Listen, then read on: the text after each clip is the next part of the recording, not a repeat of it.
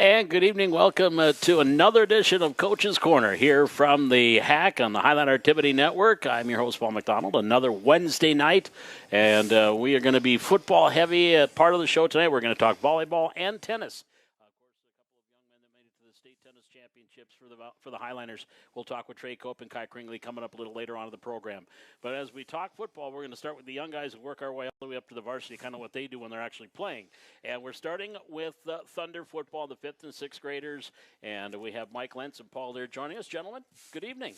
Good evening. Yeah, good evening. Thanks for having us. Well, I appreciate you coming by and talking Thunder football. And I guess question number one we have a coach and the commish, if you will. How'd the season go, Mike? You know, this year was a really good year. We've had, in the history of Thunder football for 22 years, we've had 2 years where we've had teams go undefeated. And I was fortunate. Things were falling on the right, and the White Thunder went 7-0, and Paul had a couple tough games. Gray Thunder did, and they ended up 5-2. But it was a great year, great group of kids, and visiting with some of the other coaches, it felt like this was our best year of coaching. Like we always talk about it. The kids get it. The light switch turns on. It seemed like this year everything was running just perfect with the coaches, and so yeah, it was a great season.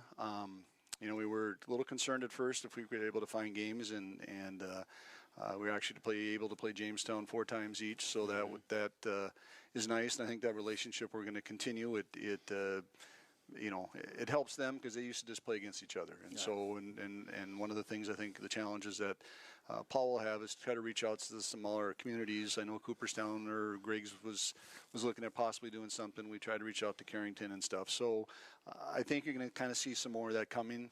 But it was, and obviously perfect season is awesome. I mean, what a way to end my career with Thunder football. But just the kids. I mean, it just and we've talked about this year after year when that light switch, they get it, and they're kids, and so some will get it right away. Some it takes the end of the season. Some it's next year when they come back as the 6th graders. But man, when that clicks, and you have these kids, you're thinking, oh boy, I don't know if they're going to make it to the second week, and all of a sudden they're in the model of the scrum, and it's like, okay, he's got it. They figured it out. So, Paul, as a coach, what is one of the more tougher things as far as fundamentals getting through to these kids? Well, they come in individually, as a lot of them, especially the 5th graders, don't have a whole lot of knowledge of they see what's on TV and stuff like that. So to actually get them together and hitting, blocking, running, whatever it might be, and we always tell the kids, we do the drills for a reason. It's not just out here just doing this because we think it's going to be fun or something like that, but and especially if it happens in a game situation or something like that. And the like Mike said, when the switch goes on, they said, hey, we worked on that in practice. And we say, yeah, that's why we do those things, because it's a lot of game-like situations. So the challenge is getting those kids, number one, once they figure that out, and then they start trusting us that we know what we're talking about. Right, yeah. Then it really just flows. It's really fun. That's the part I love the most. So. And the other hard part is this is truly the first team sport where it's a contact sport. I mean, I know hockey, but I think they can't do checking at certain ages and stuff. And so a lot of those 5th graders that come in that are, not sure, are a little timid, but that's probably the hardest thing, is to get those kids to understand we have the best gear that we can buy. That's why we fundraise. That's why we have this stuff. You're going to be okay, And unfortunately, we had one boy that broke his arm second week of practice, and it wasn't because he got hit. He got hit and he fell down, but he reached his arm out to catch his fall. Sure. Yep. Which again, now we got to learn how to teach the kids how to fall when you and, you see it in the pros, the same thing. They stick that arm out to catch themselves and so forth. But yeah, that's probably the biggest thing. And we always tell our kids, the stuff you see on Sunday is not the stuff we want to see on our field. Yeah. We don't act. We act like you've been in the end zone before. We act like you made a tackle before. And if you do the taunting, you do that kind of stuff, you'll be standing next to me on the sideline, and until you get it figured out, that's not what this is about, you know. So, And Bud Grant was one that's what he used to say. Yep. Act like you've done it before. Yeah. You know, and then if he caught any of his players doing that, they were going to be not playing. Period. End of story. And as coaches and guys that with these 5th and 6th graders, then you see them as 7th graders get a chance to move up and play junior high. One young man in particular, I think, was 7th grader this year. I talked to him here at a volleyball match, Leighton Hendrickson. And I said, keep playing, kid. You're a good ball player. Yeah. And he learned that stuff 5th to 6th graders. There take some pride in that when you see these kids as they progress into 7th and 8th grade. Oh, definitely. It's fun to watch them move up. Mike has done such a great job of tracking these kids as they go through junior high football and then into the JV level and into the varsity level, and look at how many of those kids started in Thunder football. And we talk about what we want to do is give these kids a foundation, just a real good base to kind of build off of. Where they want to take it, that's completely up to them, but we're going to do the best we can to give them that foundation, that building block, and hopefully it carries on to to become Highliners. And look at some of where we're at right now, in the playoffs. Yeah. So that's our goal. Yeah, and looking at the roster, I think there's 40 kids, yeah. and 29 of them play Thunder. Yep. Whether it was both years or 1 year, and some kids moved in later and didn't get in or whatever. But so that part of is to me is exciting, and I think when my son Taylor played, that graduating class had the most Thunder kids that had played, I think, in our program that went all the way through the ranks, so that part's exciting. And they still call you coach, and they still have stories about this or that, and Scott Rohde can tell you stories that he probably won't tell anybody other than just him and I. Yep. Well, and you mentioned that we're going to have Coach Aaron Heck from the junior varsity team coming here. They went 7-1-1. Those kids, probably every one of them, too, right down to the last person, probably played Thunder football. Yep. And because those that were just 4 years ago, probably, because that'd be 9th and 10th graders. Right, yeah. And you got to Taylor coaches for South, so I don't know why. Yeah, that's just bad parenting. Well, I did a pinky clap after I got to cheer him on, but that was about it. But yeah, it's exciting. My oldest boy Cameron coaches at Grafton. We used to play Grafton all the time. I said, I will not wear maroon and gold. No. I'll cheer for you, but I'm not wearing it. And Taylor said the same thing. You'll never catch me in a Fargo South. But I would. I mean, I will. If I have to. But my father was assistant principal at Fargo South for 20 years. So you still have that. Yeah. But let's get back to Valley City and back to Thunder football. And one of the main reasons why we're having these gentlemen on is kind of the changing of the guard, passing of the baton, or the handing off the football. Mike, when you got this started, it was with your sons were getting to that age, and just the genesis of Thunder football 22 years ago. Right. Back in 2000, it was myself, Jim Breckheimer, Brent Gustafson, Chris Quilving, and the late Todd Heck. And I remember we had several meetings at my house, and we got to figure something out. And basically what it was is our 5th and 6th graders, all they played was flag football. Yeah. And so, not that our 7th grade coaches weren't doing a good job, but it did seem like some of those fundamental stuff that we teach now, they had to teach. And so we thought we got to do something. And so, honestly, to tell you, 22 years from now, it'll go later, and this program is where it's at. I get choked up. I get tears in my eyes. I got a card today from the BCN parents that I like to read a little bit later that makes you, this is why we come back. It's about the kids. It's not about me. One of the things I feel that why our program has been so successful is the core of coaches that we've had. Unfortunately for Paul, all the white coaches are retiring this year. Yeah. I've done it for 22 years. Clay Adams did it for 20. Jeff Brown and Kevin Egermont are 15, and I think Buff was at 10 or 12 or something like that. Yep. So last year was really the first year.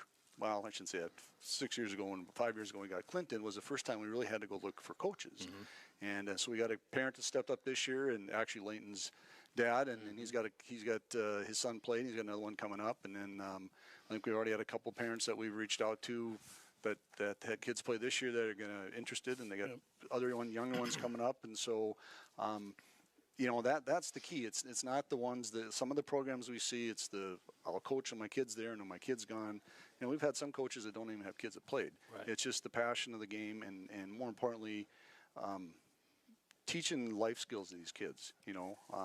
Some of these kids that's the only father figure they have, and so we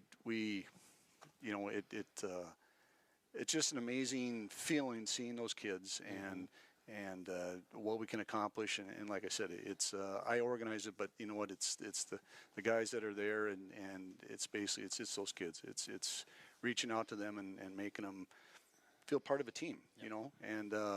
And yeah, we scream and yell and get mad at them sometimes. That's what all coaches do, but we're also there to hug them and pick them up and high five them and joke with them and so forth. And so. So that part of it I'll miss. I mean, that's, and I've got to the point now where I can only recognize them if they had a helmet on. Now I can, now I can see them without the helmet, and I pretty much know who they are. So, Paul, when you were talking to your team at all, did you ever say, you're looking at the varsity, they're undefeated, they're number one in the state, and say they all played Thunder football, and just kind of use that as a, the success breeds success type of thought? Oh, yeah, we talk about that in practice a lot with those kids, especially with the varsities practicing right next to us a lot of times, and we'll look down and take a look at it. Hey, you guys, you can be part of that program coming up here, and that's what we're building off of that one. You guys can start moving up and get in that part of that program. So we definitely look at that part of it and tell those kids something to work towards, and hopefully they do. So, looking for games, is it because there's not a lot of 5th and 6th grade football in and around the area, or? It just kind of, at one time we used to have 4 teams, 80 kids, and we had BCN, and we also had Maple Valley, and then they kind of branched off, and Maple Valley was having a hard time finding coaches, and so they kind of went to a flag football program. So there was usually a couple games there. Lisbon always had 2 teams. Their guy Kevin had retired last year, and so is one of those where they couldn't find anybody to step up to the plate, and I think there was a lot of the equipment was outdated and there had to be some fundraising, and when we started our program, man, we raised $20,000 in a month. I mean, it was just amazing what this community has done, and so that's part of it. And and we've always tried not to do a lot of traveling, like far distances. Milner, I think, is our farthest, but it's like, they do it for every other sport, so why can't we? And so we try to reach out to Wapton since we've been playing them and stuff, and so hopefully next year we can get something hooked up with them and expand it. But right now 7 games is quite a bit. We start middle of August, right when the varsity starts, and then we go through end of October or middle of October, I guess, right. But yeah, it's when you getting back to that thing about talking about the kids, I tell you what, thank you to Rob Hunt and the first responders and you. Yeah. I tell you what, I think the coaches were a little more excited than the kids. To be honest with you, we in 22 years we never did that, and we used to play against each other, and it got to be the coaches are too competitive, and it got to be pretty ugly. So we quit doing that, and so I thought, this would be a good time to kind of maybe see if we could do this, and so I asked Rob if that's a possibility, and kind of let people see what we're about for 22 years. They may have heard about us, but haven't come to a game or whatever. Right. And I tell you what, when those kids are over in the corner of the end zone waiting for the fire trucks to go off, and they start chanting something, so they must have been working on something at school, because they all knew what they were going to chant, and that was pretty exciting for the kids, and that's a memory that they probably will never forget. They'll probably, they'll forget about the perfect season for White, but they won't forget about that running onto the field and all those people. And couldn't have been a perfect game with Jamestown in town. Right. I mean, it was just an exciting moment for those kids. Yeah. They get a chance to taste Friday Night Lights. Yeah, right. Absolutely. With that, it's like you like it now. In 4 years, 5 years, you're going to be really having fun with it. You talk about coaches, and can you still need a couple, 2, 3? Would it be nice to get a couple? Oh, definitely. Yep. So if anybody's interested, even and all they go is talk to Mike or myself. They get a hold of us. We'll give them a rundown as far as what we want to do as far as with the program and how we run things. And it's there's always so much help at practice and stuff like that. We'll all grab somebody. Hey, can you do this one? This drill? Do you know that one? Yep. And then we'll divide up. And the kids really get a lot of one-on-one with that. And the nice thing about practice too is we're not we're not split up with the gray team, white team, black team, whatever, red team, whatever it might be. We all work together when we're practicing. At the end of the practice, we'll get our teams together and we'll work on fine tuning. But other than that, it's thunder is thunder. It doesn't matter what jersey you got on. I mean, it's thunder football. Yeah, and I think that's one of the things I think that we do better than a lot of other programs that they don't. I mean, the equipment we have up there, the sleds, the dummies. We have everything that the varsity does. We have the canopy. We have. I mean, and we use the stuff, and we it's repetition and repetition, and it's just. It's an exciting time for the kids, but yeah, it's like Paul said, it's just that whole and the reason we've always had so many coaches is because most of us have kids that go. So if I have to leave and go watch my daughter play volleyball or my son play, you know what, we're covered. You go ahead and do it. We still got 4 other coaches that can help run the program, and so that's always been a plus. So we've averaged, I suppose, 8 or 9 coaches for the last 10 years, and so. It works. It's so yeah. We would certainly take more reach out to Paul or I and we certainly take a look at you and see what you can offer and what we need. Yeah. I think you said you wanted to read something from BCN. Before we get to that, do you feel, Mike? Are you just sitting there going, program's in great hands? With Paul Lear and the guys that are there now, they're going to take it. So I feel comfortable, and I can say step aside. Yes. Now, last year, at the end of the season, I sent an email to the parents and just said, I need to step away. It's multiple reasons, but it's time for a change, and no one really had stepped up. And I thought, okay, well.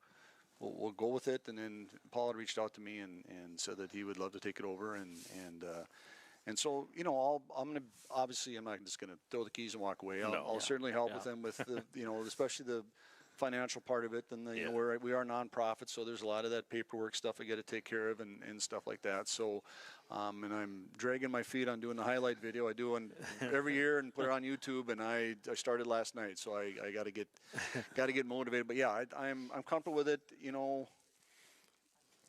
On the other side, it's like I built this baby, but I'm giving it to Paul and the coaches to run. I'm very confident that this thing will just continue and get better, and that was one of the things that's so great about our coaches, that we all have the same idea, the thought, the same process of what we're doing, why we're out there, and that's it's for those kids and to make a difference, not just in a game, but making a difference in a kid's life, and that's all we can do. And not every kid that's on the field is going to be a football player, and that's what we tell them. But this is going to give you an opportunity to see if, hey, maybe I will. And I remember we had what's been our second year. We had it had been our first year, so those kids would have been 5th graders, and we had a couple kids that played, and it was like, oh, boy, I don't know where they're going to be, and they were the team that went to state, and the one kid ended up being the all conference or all state guard, and it's like, really? So I mean, it's so just because you don't have success at our level, it doesn't mean that it's not going to change, because and you look at Zach Sikora, he was so big he had to be a lineman. Yeah. Well, now look at him, one of the best running backs in the state. And Gavin is kind of the same thing. He had to be a lineman at the time, and so it's just a great thing. Yeah. For you, Paul, is it it's ain't broke so don't fix it type thing? Exactly. Those are the words I was going to say. I mean, we've got a good solid foundation to work on, and we're not going to make major changes. We want to improve upon it. We want to make Thunder football, better, as best as it can be. And so I know the guys coming back, the guys that want to do that, they're excited about that, and they want to keep that going. And I'm excited too, because for 30-some years I've been around football, whether it's playing or coaching, and all different kinds of levels. And the most fun I've had in all of those times is with these young kids, because when you see that light come on, man, that's just you pick that out. And I talked to, I think it was the Jamestown game, one of the first ones we played over there. Something happened with. We just came together. We played against a good team, and we ended up beating them. And the kids figured it out. The only reason that we beat these guys is because we played as 11 guys as a team. Yeah. We didn't have the individual that could do this. They had a couple of really good athletes, but we had a better team. Right. And they saw that and they figured that out. And that's what caught me right here. Final thoughts. Yeah, like I said, I got this card in the mail from. It says, Thunder coaches, we want to thank you for everything you've done for the BCN students. You have taught them responsibility, teamwork, leadership, respect, and given each one of them a deep love for football. The sixth graders will miss Thunder, but you've given them courage to continue playing as Highlanders. Thank you for everything that you do. And this is why I coach. This is, that's the part that's. Well, yeah, I told Kathy I would still be done, but boy, it's pulling my chain to come back. But yeah, So it's, and that's one thing we want to talk about. The Thunder is going to be back. It's going to continue on, and who knows? I down the road, I'd be back if there comes to be a change. But you know what? For right now, it's in great hands, and really, it's to me, it's get some of these younger parents involved and be part of it. Get your kids involved so they're not doing this stuff all the time. And because that was one of the things we figured out a couple of years ago. Some of the kids, their football intelligence was, they had no idea what. What's a punt? Excuse me? Right. It's like, you don't watch football at home? No, we're playing PlayStation or whatever. I was like, well, okay, well that. So but. Yeah, it's just been an awesome opportunity, and I can't thank the public enough for their support, because we do a fundraising, and the kids are just, we still have fans. The stands are full of games, and in fact, my sister-in-law or my daughter-in-law was working in Jamestown last week, and the coach for the the Orioles, worked with her and said something about, well, your last name is Lentz, and she says, is your dad? She said, no, it's my father-in-law. He said, well, that's the program that we want to be. Yep. That's our goal. That's our benchmark, is to try to get to that program. So when you hear stuff like that, it's, and we step on the field, and again, I'm bragging or patting ourselves on the back, but, I want us to look good. I want us to play good, and we have everything that we can to make our kids that way. And it starts with the coaches, and I said I have a great group of guys that for 22 years that have made my job pretty easy. Maybe I'll have to have you in the press box now, and you can do a color with me on games. There you go. Yeah. I have to bite my tongue. I still yell once in a while. So. Turn down his mic. Turn down his mic. Again, gentlemen, it's always fun watching Thunder football, and it's only the couple of years that I've been a chance to do it and be around it. It's a fun thing, because this is where you want to get the kids. This is the age where they're starting to get that interest in sports in general, whether it's football or hockey or soccer or whatever. And you get them out there, get them on the field, get them a nice uniform with a cute, cool logo, and that's where the love starts. Yeah. Yep. And appreciate everything you guys have done. And Paul, I'm sure we'll be chatting again down the line. And most definitely. Because now you are the man, and not that you hadn't been before, but now you're really the man here doing this. But again, guys, appreciate everything you have done, and thanks again for joining us tonight. And thanks, Paul. When we get some fundraising, we'll have to have you on and talk fundraising. Oh, definitely. Yep. Yeah, we'll keep the program going, keep it strong. I mean, with the equipment and stuff we got, it becomes a very safe environment for those kids, and tell them that. And like I said, those other teams look at us when we come on the field, and they're going, "Wow, how do you do that?" But we want to keep it going strong. Amen. All right, Amen. Thanks, Paul. Paul Lear, Mike Lentz, gentlemen, thanks again. Appreciate it. Thanks, Thank Paul. you. And then, of course, they're with Thunder football. We're going to step aside. We'll be back. We've got more football talk coming up. Junior varsity and varsity right around the corner. This is Coach's Corner on the Highlander Activity Network.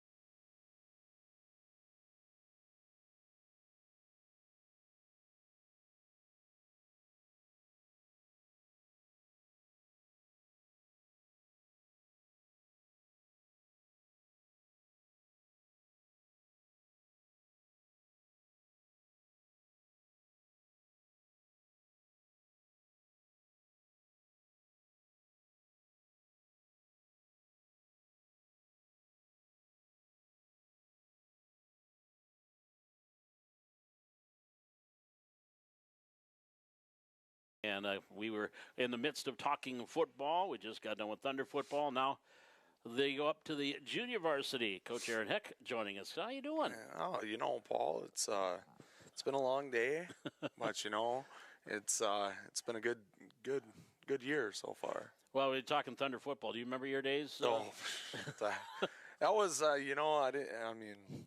that was a while ago. But Mike was one of my coaches, so Taught you everything you know. Yeah. I don't know if he wants me saying that, but no. But yeah. a lot of your kids played Thunder football. These the guys that you have on your team now, your 9th and 10th graders, were Thunder football players back in the day. But let's get to the season. 7-1-1. I think it was a Kindred. Was a tie? Was that the loss? That was the tie. The tie was we went out to Kindred, and we were starting to drive too. Used up all of my timeouts and just didn't have any left to use, and I think we ended the game on the 10-yard line too. So that was the tough one. Our kids finally got into the groove, and we were right there. But then we didn't even get to go into overtime because they don't do overtime for JV. So okay. So, and that's something I didn't even know at the time. I mean, I think, and so did the Kindred coach. They were assuming that, and so was I, that we were going to go into overtime. Mm-hmm.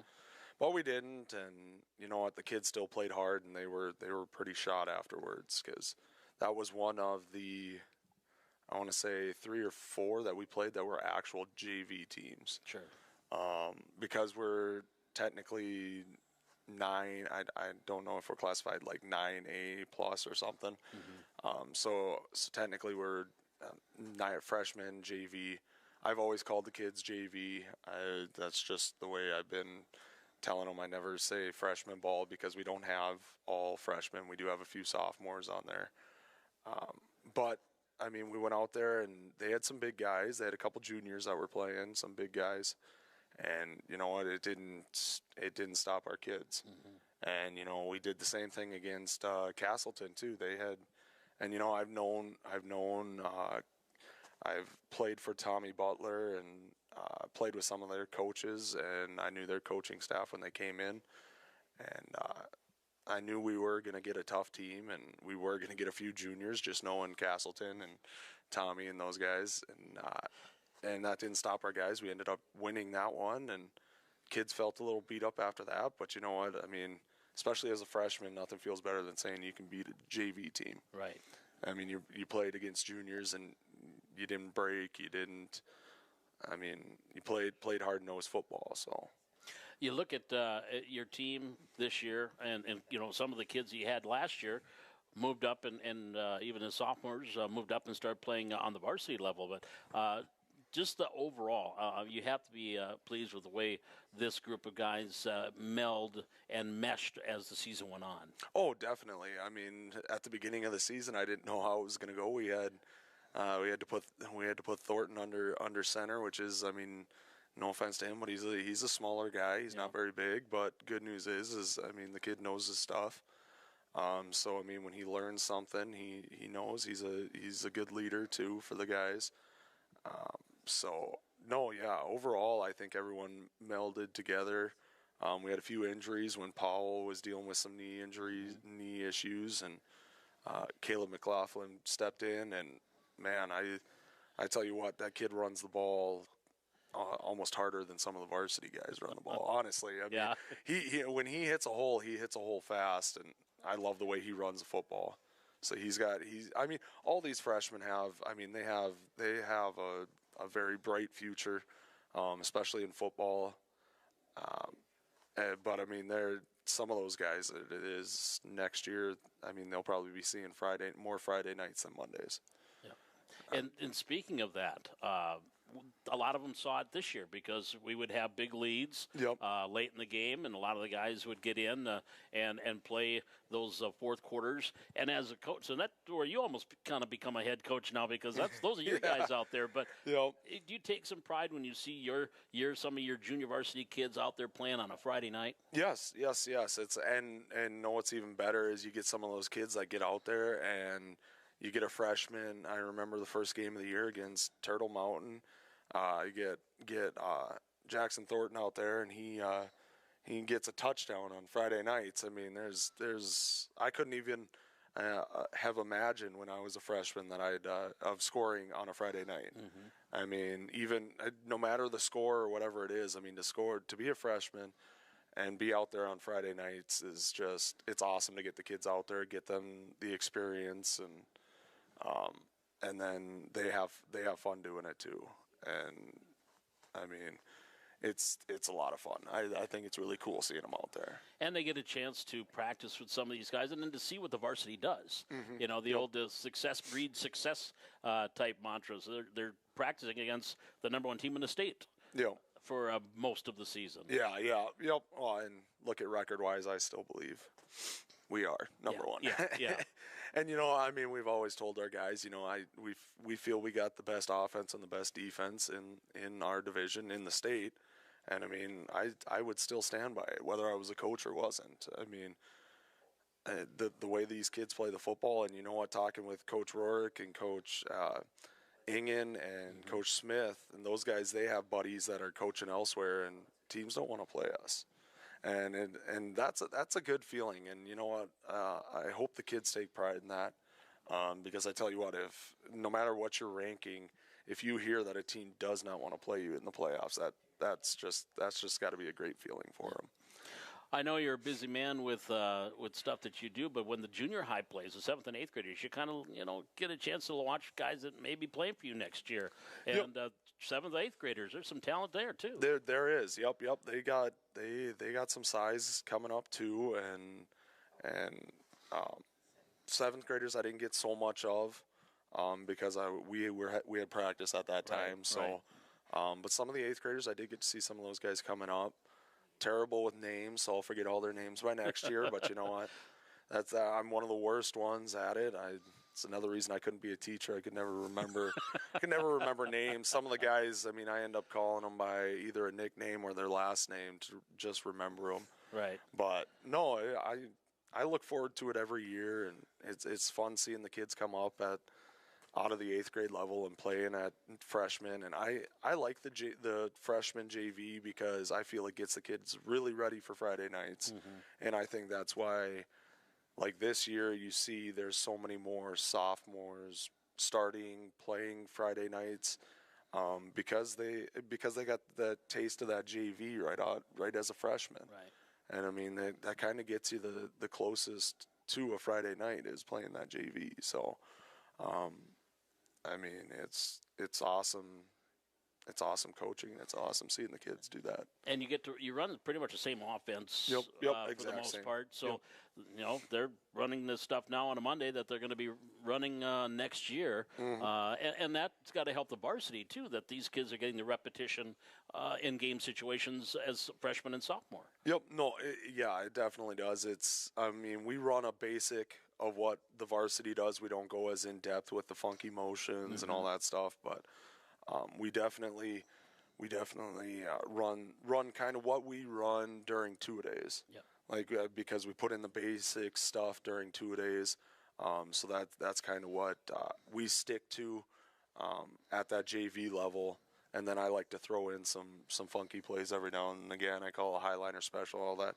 The kids love that when all of a sudden they come in and I'm like, hey, let's try this. And you just almost draw something up and have some fun with it.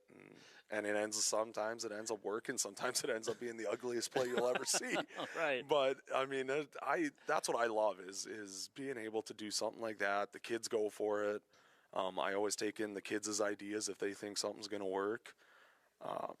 And, we'll give it a try. I mean, what's the harm in trying it? So yeah, if you don't try it, you're not going to know if it's going to work or not. Exactly. Yep.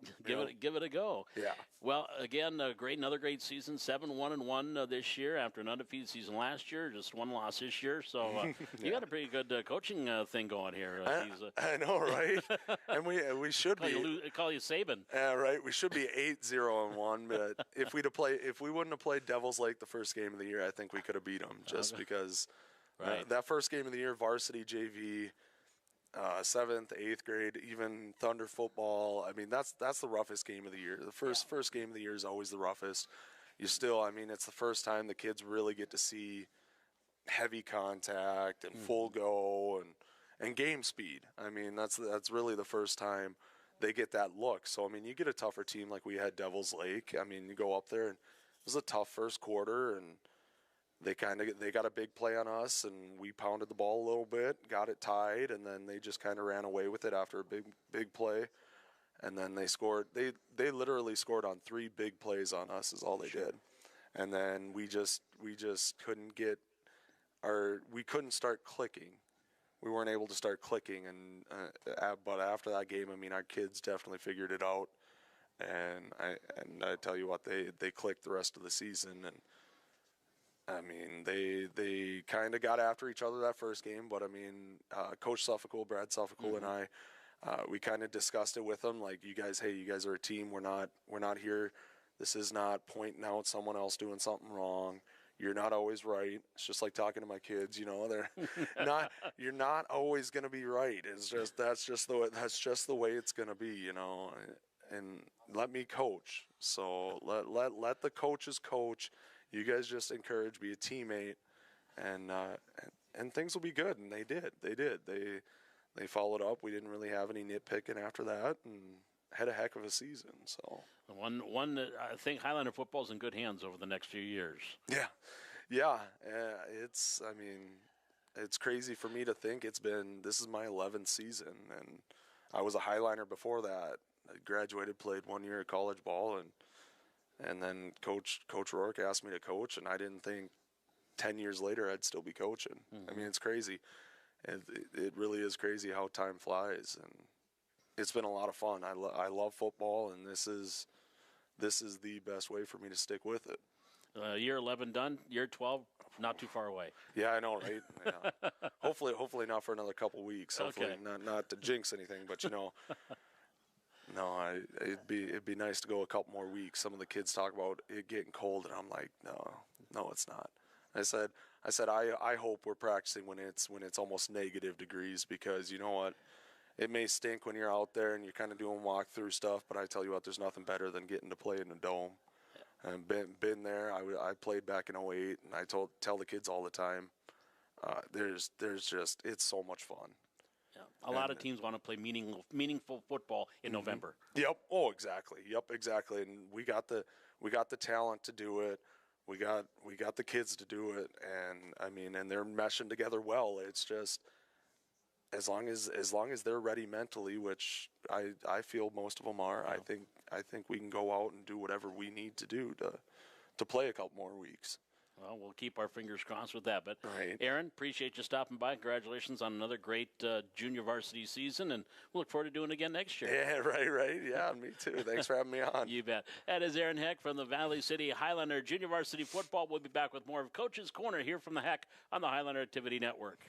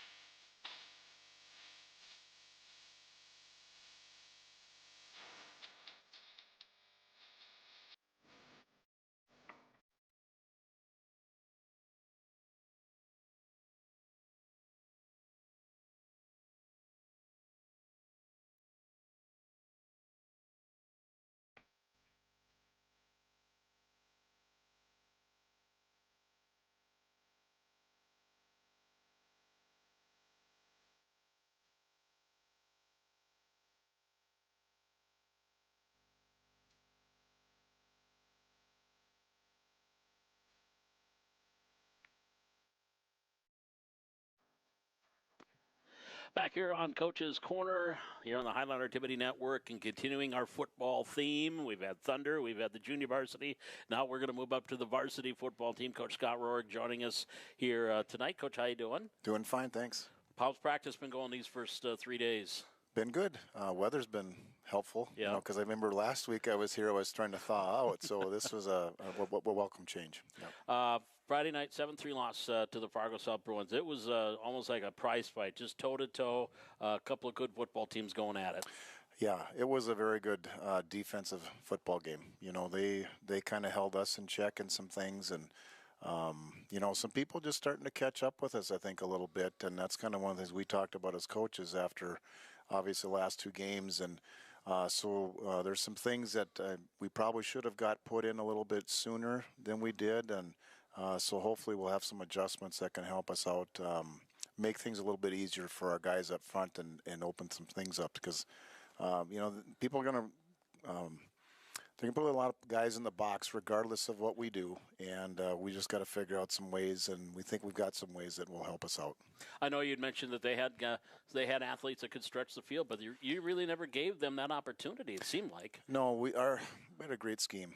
Coach Engen had a great scheme for our kids. And, you know, we've got some athletes out on the field too, and so they executed very well, and defensively we played a very good football game, and well, of course they did too. Yeah. 5 sacks, I think, but neither team really could get the running game really going. You know, I think Zach had 88 yards, but the ground game, neither team really could get that established. Yeah, you know, we had the one drive that we got the ball down there. Some things opened up for us, and just couldn't either get back to it, or they changed a front that made us, you know, it's hard. You know, a lot of people think it's so easy to get out there, but it's a chess game, and you sometimes hope they're going to be in this. You expect them to be in this, and then, you know, they got a good defense called for that particular play. We're not much of an audible team, maybe as some people would be, but sometimes that's an experience thing, you know, knowing who you've got and some stuff. So, you know, maybe it's something we've got some of that in, but not a lot of it, that it gets too technical for our kids. So And you got to try to keep it simple. Well, you try to. You try to. Yeah. Not sometimes. Well, you know, sometimes it's one of those things, we can block a play 8 different ways if Right. we want, or is it just let's block it one way, and sometimes we're just going to have to gut it out and maybe play faster and more physical because I know my job, and that's not always easy, but you know, we've got a couple different ways to block a few of our plays, but you know, we just had a tough sledding last night or the other night. Seems like penalties were at minimum. Like it looked like you did a little bit better in that department. Well, that certainly is a positive we can pull out of it, and you know, I think the big thing, I'm trying to be positive with our kids. I mean, we could be 9-0 just as well as it could be 7-2 right now, and you know, you lose a double overtime and you lose 2 games by a combined total of 7 points. You know, so we're not that far, you know, from where I think a lot of us think we could have been in the first place, but we've just got to get a little bit better. Friday night now, it's Fargo North comes in. They're the next opponent, and I think Haugo is one of their. They like to run the footballs. This could be one of those games that you're never going to see the clock stop.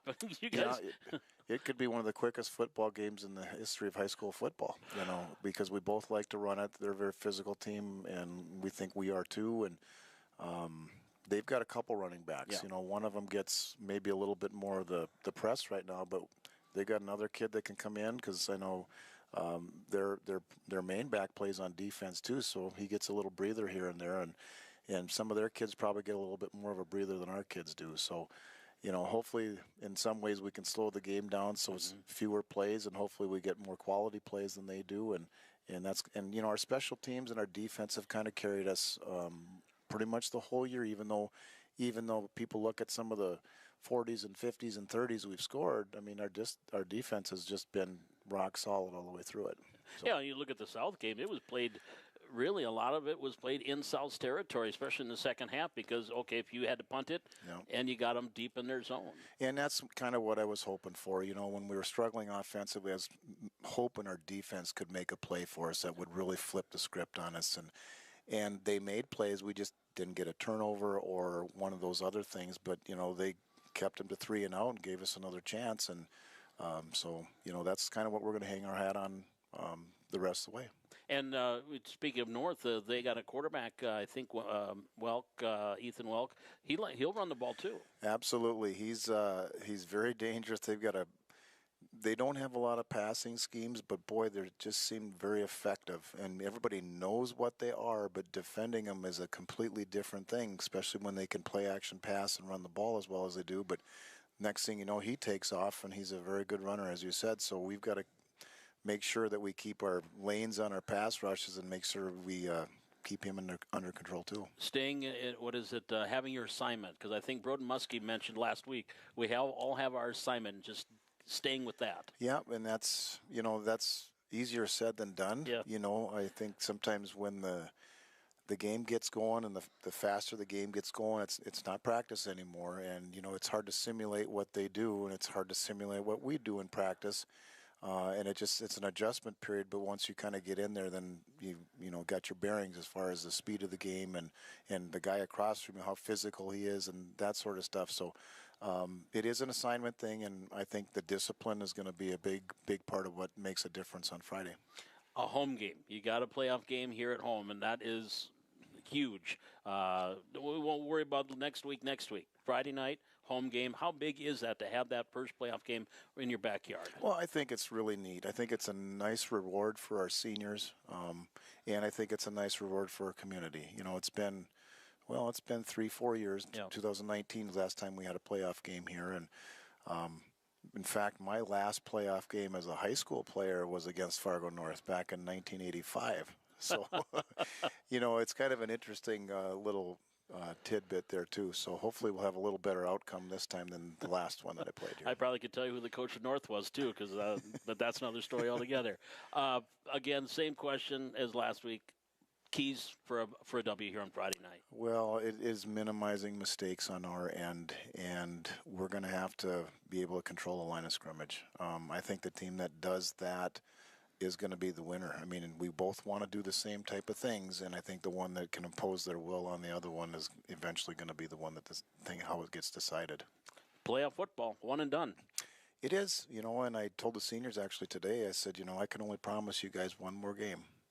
I'd love to give you two, but, we got to take care of business here first. Coach, thanks for stopping by. I do appreciate it. You're welcome, Paul. Thanks. You bet. Coach Scott Rourke joining us from the Highliners. Again, you'll be able to watch that game coming up here on Friday night. We'll talk more about that when we come back and wrap up Coach's Corner for this Wednesday night here on the Highliner Activity Network.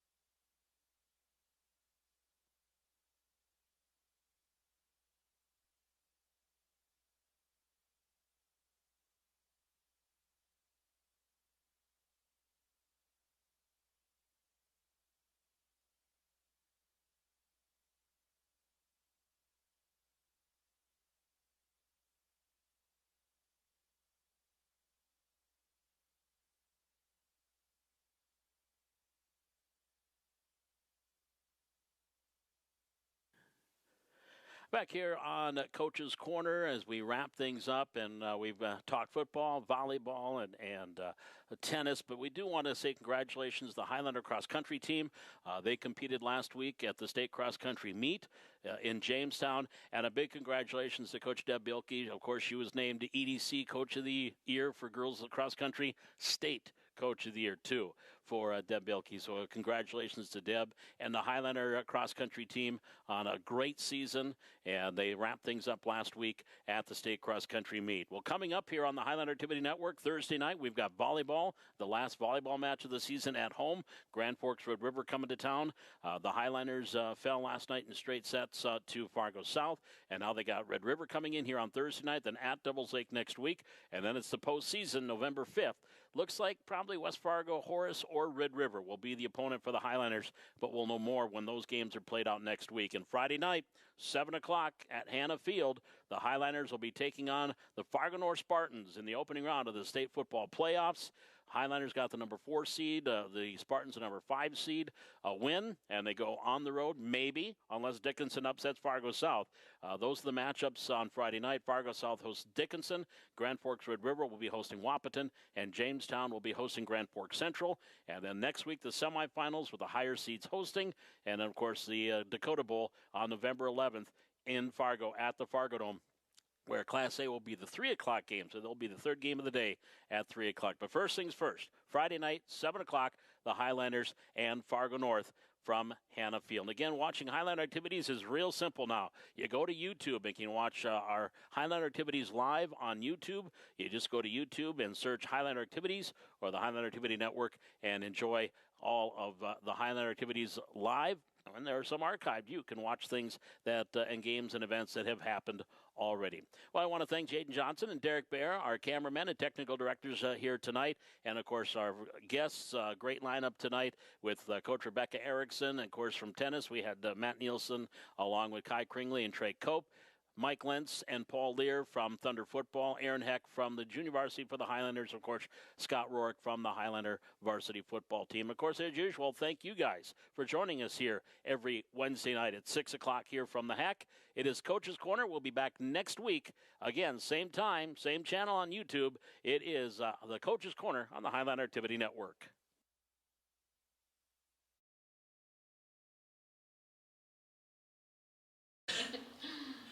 Back here on Coach's Corner on this Wednesday night here on the Highlander Activity Network. And again, just reiterating, you can watch things live on YouTube now. If you just go to our YouTube channel and you can search Highlander Activity or Highlander Activity Network and watch all of our home activities live on YouTube. And while we're talking volleyball, Coach Rebecca Erickson joining us from the Highlanders. How you doing, Coach? Doing good. Hard to believe the season's only got a week and a half left to go. It went fast.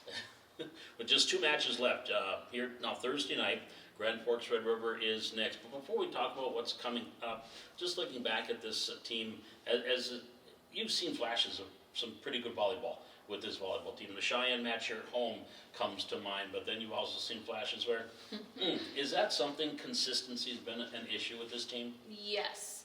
I think the hardest part for the coaching staff is we don't know what team we're going to have on any given day. We've seen us compete at the highest level where we compete with West Fargo, we compete with Shanley, and then I've seen where we lose 25-5 against Cheyenne. And we have a tendency to do really well the first set of the game, and then I don't know what happens. We roll into the second set, nothing changes, no lineup changes, and then it's like we forget how to play volleyball. And so one of the main things we've been focusing on the past couple days was consistency and knowing that serve, receive, serve, receive, serve, receive. We have to be able to pass the ball in order to do anything else. So if we can get a good pass, we can hopefully then get good offensive plays. Well, when you get into that offense, I know when you and I chatted before the season started, finding a setter, that was kind of one of your things that you're going to be needing is to look for someone to be that setter. And Katie Koka and Kinley Suffolk, a couple of freshmen, have stepped into this offense. How have they progressed throughout the year in that position? You know, I think them being thrown into the position, never really setting before, they've adjusted very well, but I think it also comes with its challenges of them being so young and not having the IQ of the game that more experienced setters have. You know, Drew got injured at the beginning of the season, and they've really stepped up for us, but I know it's been very challenging for them too at times. You talk about serve receive too, getting into that pass and getting that first pass to get in the offense. Well, that's where your back row, obviously your libero or just your back row in general. Is that really, you mentioned it, one of the things that really this team has to get better at? You know, we go in like waves. We do really well with serve receive sometimes, and then offensively we can't find the court. And so the other thing we've also talked about is, yes, we get a good pass.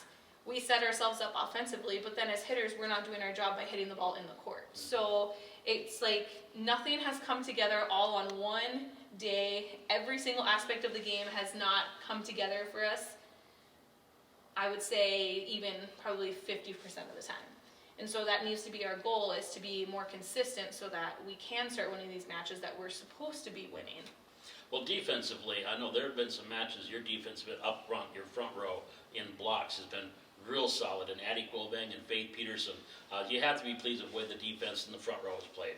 Our blocking this season has been the best blocking I've seen since I've been here as a coach, and I don't know what has changed, but I think there's also a downside to that too, because if we have an off night with blocking, I feel like our defense relies way too much on our block to score the points, to stop the rally. And so then when our block's not getting there, sometimes our defense is so used to like, oh, well, our block has it, and then we're not in the right spot. We're not moving. We kind of get like relaxed, and we're not, they have the mentality of nothing hits the floor, should be their mentality. But I feel like if we have an off night blocking, it doesn't always go that way. But we have done phenomenal blocking this season, and I think that is the one thing we've done consistently well. Playoffs, as we mentioned, starting here November 5th, but you got 2 matches left with Red River here at home Thursday night, your final home match of the regular season, and then at Devils Lake next week.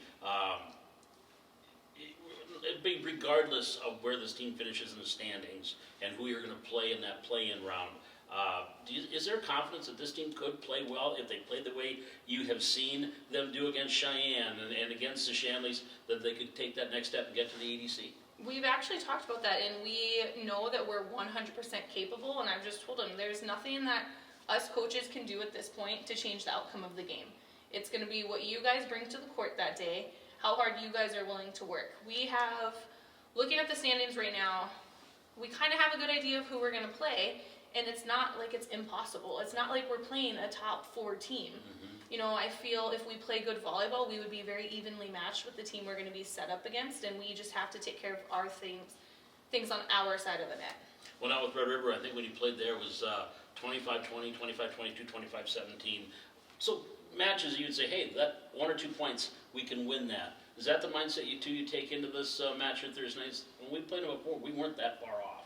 Yeah, we actually played them in the Fargo tournament as well, and we beat them in the Fargo tournament. And the main thing when we play Red River is minimizing our errors. When we played them at Red River, we gave them so many points based off of our mistakes. So if we eliminate those, I think it'd be a very good game, and we are very capable of beating them. We'll talk more about the seniors after the season wraps up, because you have 4 seniors. You've already had Parents' Night and Senior Night with Jada, Abby, Faith, and Sam, your 4 seniors. So we'll talk more about them after the season is concluded. But just overall, some leadership that these 4 young ladies have brought to the table. Yeah, especially Sam and Faith. I mean, they've been on varsity since I've started coaching here, you know. And I know a lot of the girls look up to them, and they are very vocal on the court. So not having them next year is going to be a struggle, but I also feel we have a lot of younger girls that have stepped up. We've brought up Hadley Thorson, we've brought up Bailey LaRue, we have Ava Hughesby. And I feel like we're going to have that leadership once they get more comfortable in their roles. All right, well, Coach, I appreciate you stopping by tonight. Red River again, final home match of the season on Thursday night with the Rough Riders coming to town, then at Devils Lake next week. But appreciate you stopping by, Coach, and we'll hopefully talk more in a couple of weeks. Sounds good. Thank you. You bet. Coach Rebecca Erickson joining us from the Highlander volleyball team. And again, you can watch that match live on YouTube Thursday night, 7 o'clock. And of course, we'll have all the C squad, 9th graders, and JV all the way through the varsity at 7 o'clock Thursday night here at the Highland Activity Center. We'll be back with more of Coach's Corner here on the Highland Activity Network. Back here on Coach's Corner here on this Wednesday evening, and we just got done talking with Coach Matt Nielsen. Now we're talking with 2 of the 6 seniors for the Highlander tennis team this season, Kai Kringley and Trey Cope, who were doubles partners and got to 5th place at the state tennis meet in Minot here. It's been about 2-3 weeks now, hasn't it, guys?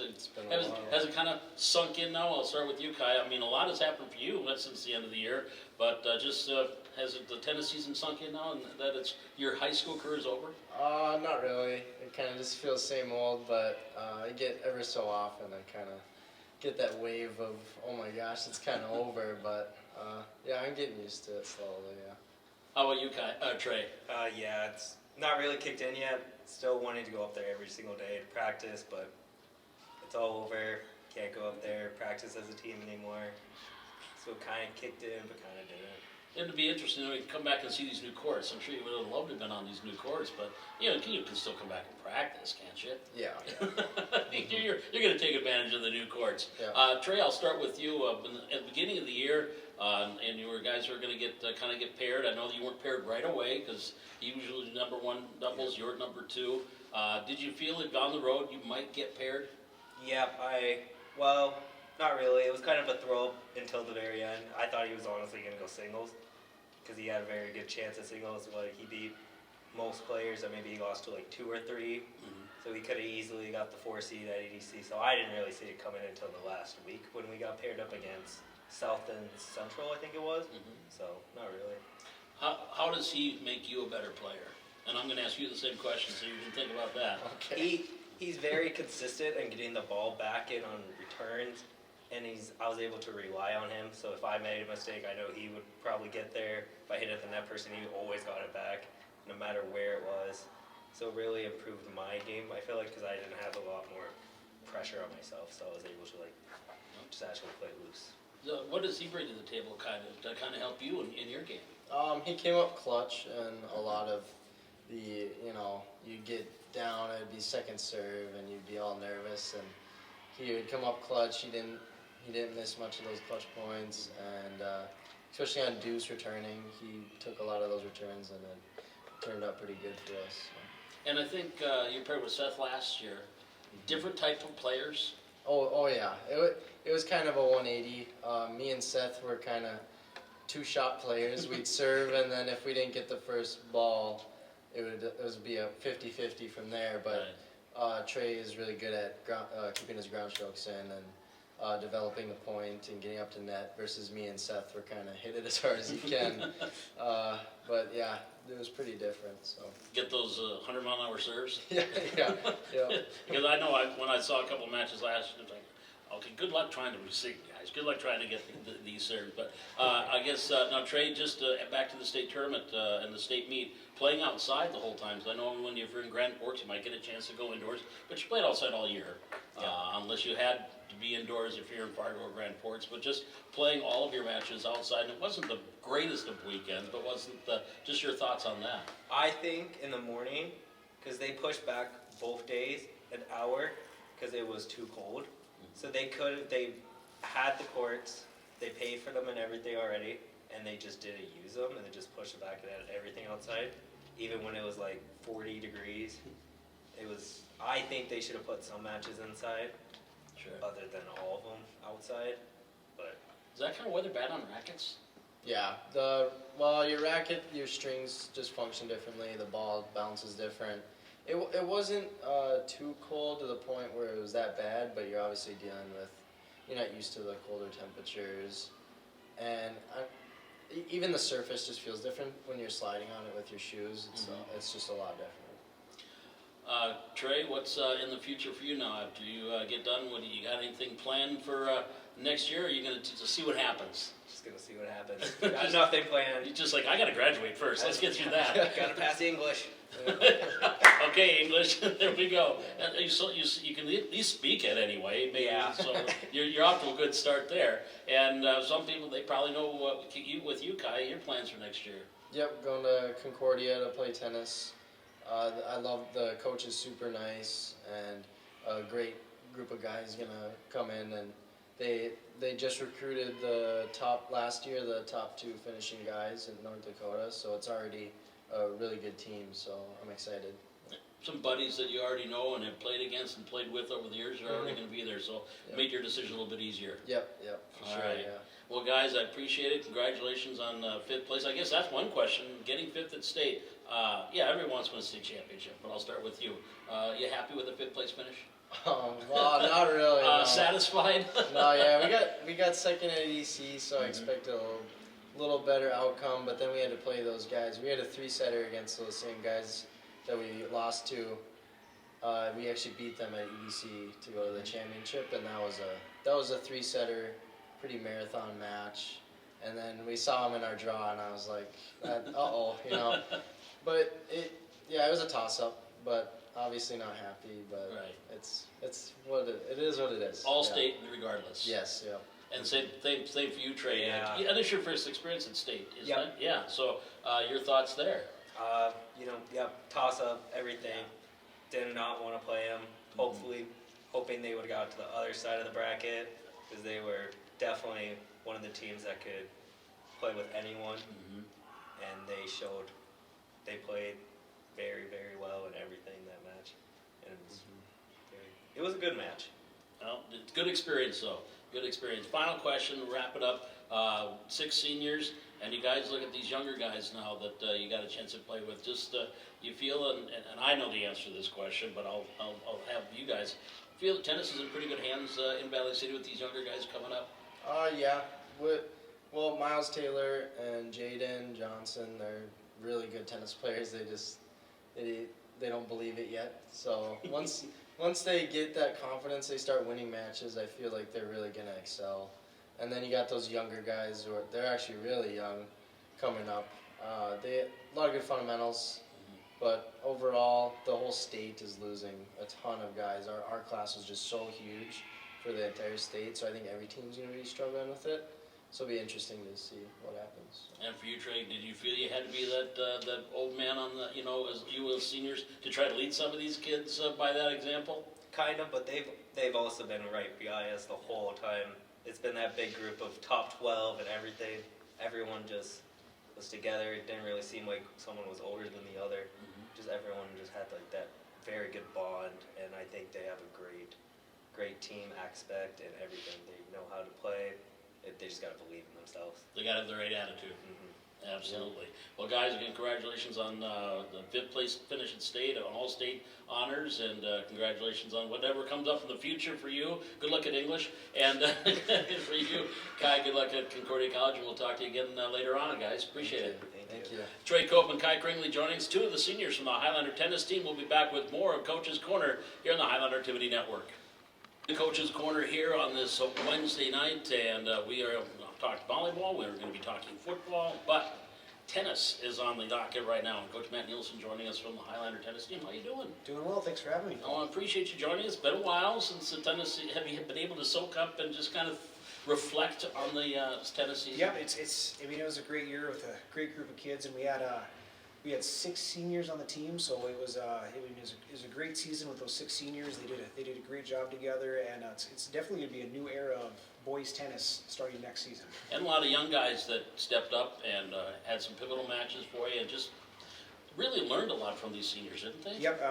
So we had our underclassmen Miles Taylor and Jaden Johnson, Emmett Olson. They got to be with that crew a lot this year, and we did mix in some younger kids also coming up to practice varsity and got to go to the West Fargo invite. But yeah, those 3 learned a lot from these guys, and they're going to have to be the 3 that moves forward to bring the rest of the crew up next year.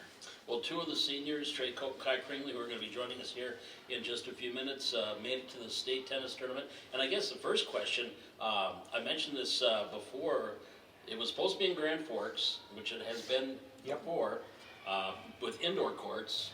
But because the Fighting Hawks were playing, I think Chris Stapleton was in town. There was no hotels to be, so they moved it to Minot, and they have a really nice complex in Minot. Yeah, so I mean, they hosted the Girls State back in 2015, and it was a great event. And then this event, they did a fabulous job. Minot did a great job putting it on. The only thing was, it was a little chilly. One of the days we had to back off 1 hour just to get a little warmer one day, and then for their last match, our boys' last match, we had to switch courts because the wind kind of shifted, so there's leaves blowing across, and so we had to actually shift courts in the middle of the match because it's a safety issue, because if you're going all out and you have leaves underneath your feet, you're expecting to stop, and if you keep sliding, you could wreck a knee pretty easy. So we switched courts, and it ended up all right. The whole weekend could have been bad if it would have been cold or rainy, but since it was good weather, just a little chilly, that it was a great event outside in Minot. And now, I think you and I were chatting here a while ago. In this, normally in state tournament, when it's in Grand Forks, if you get into that winner's bracket, you get to go inside, correct? Yep. So this year was a little different for these guys. Yeah, so it was outdoors, and I felt it as a coach, just like, man, it's weird that we're not playing the championship side inside because we've been at Grand Forks for so long. But I mean, it played really well outside, and I think in the end that it was enjoyable in their 10-court complex to be out there. Well, Trey and Kai, as I mentioned, made it to state. Were 2nd in EDC, got the number 2 out of the EDC, got 5th in the state. I guess question 1, beginning of the season, when you guys got together back in August, even probably in July, Was this a pairing you had envisioned? I mean, we were open to ideas, and Trey and Kai are great leaders, and we were looking at trying how do we get EDC wins, and they're both such great players that we actually split them up, and we put Kai at 1 doubles and then Trey at 2 doubles in hopes to take both the doubles. And actually that strategy worked many, many times where because we had them split, Kai is so strong at 1, Trey's so strong at 2 that we pulled both those matches, which really helped us out. And we looked at the West Fargo invite. They both played singles there to feel that out and see how they wanted. And it wasn't until about the last week of the season or last week and a half of the season that we said, all right, we got to really we just got to analyze this pairing. And they played together a few times, and then after they played together a couple times at the end of the season, they realized, hey, we're going to probably get a pretty good seed. We can probably make some noise, and they decided to play together. And I'm sure glad they did because they made the EDC doubles championship match, and they followed that up and had a great showing in the quarterfinals at the state tournament. They split sets and they were up and almost made the semis, and didn't win that match. So it was a heartbreaker. But they came back, and on the consolation bracket, they had to win 3 in a row to take 5th. And they did it. 2 of them had to take 3 sets to get there, but they won all 3. And by earning 5th place at state, they also earned the All-State nod. So we have a couple All-State boys tennis players, and it's the first time in my coaching tenure that we've had 2 boys All-State in the same year. So it's pretty awesome.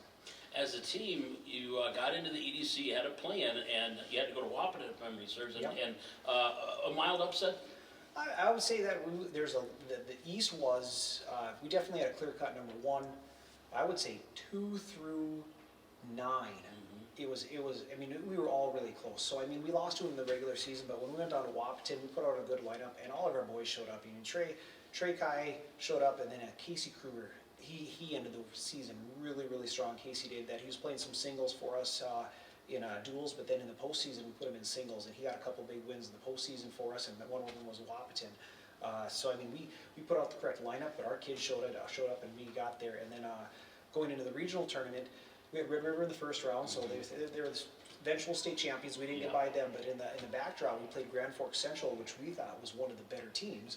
And we got shellacked by them 9-0 in the regular season, and we put out a lineup that we thought we had, and we got it to 2-2, and we had one match that we were 1 point away from forcing a tie break. So instead we lose the match 6-4 to lose the match, but if we win that 1 point, it kind of levels that set, and if we can get that tie break, it goes to a third set. And I'd say that, I mean, it would have been a coin flip in that third set. I think if we would have won that second, we would have had the momentum. So I mean, against one of the great teams, the last year's state champs, Right.